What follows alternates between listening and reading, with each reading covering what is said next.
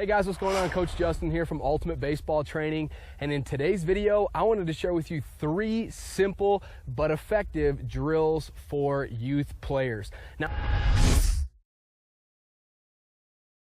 alright, the very first drill is the goalie drill. You're going to need 2 cones, so I set up a cone right here and a cone right here. Now these are only about 5 or 6 yards apart right now, and you'll have to experiment depending on the age of the players, their experience level, how quick they are, all of that. But what we're going to do, again, the goalie game, is we're going to have a player, or you can have a group of players and form teams and make it a competition, but they're going to start with their heels on this line here, okay? And just like a hockey goalie or a soccer goalie, they can't let anything behind them, right? Otherwise it's a point for the other team.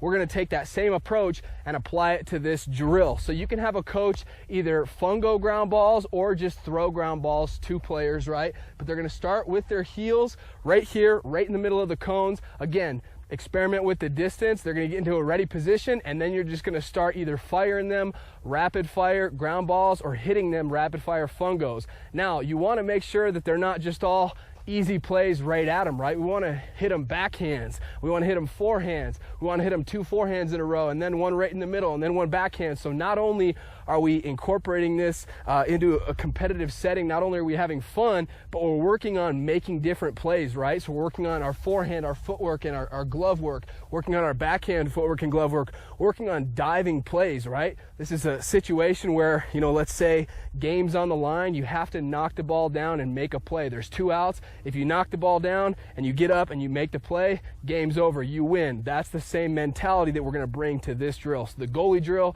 lots of fun, love this drill. All right, the next drill is the recovery drill. And let's face it, our goal as an infielder, right, is we want to field every single ground ball hit to us. We want to field it cleanly, and we want to make the play.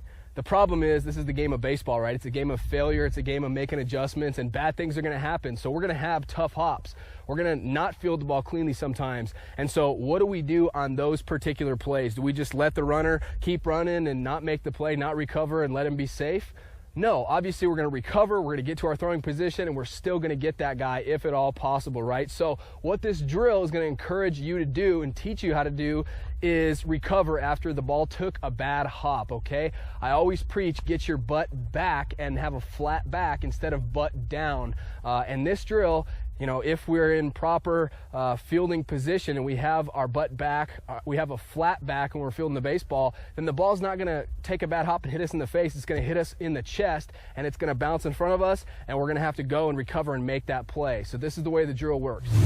So you need a baseball, and you are going to start in a fielding position. So remember, our footwork has to be right, left. We're fielding the baseball, we're funneling it in, and then right, left throw. So what we're going to do, we're going to get down in our fielding position, act like we are, you know, getting ready to field the baseball, and then the last second it takes a bad hop. It hits us off the chest. So we're going to get down like this, and we're going to literally throw the ball off of our chest. And then from there, we are going to recover.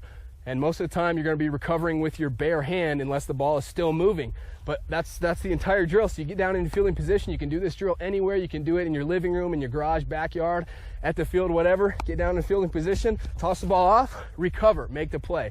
And you're not tossing the ball off your chest the exact same spot every single time. Sometimes you want to toss it to the left, sometimes to the right, and make it do different things. That way it's more realistic, okay? So I'm in my ready position, boom, off my chest over here, get into my ready position, ready to throw to first base, okay? Right, left, boom, boom. And we're working on also getting a 4-seam grip, because that's going to allow for our truest ball flight. So right, left, boom, recover, get ready to make the play. This last drill I like to call 2-cone kickover.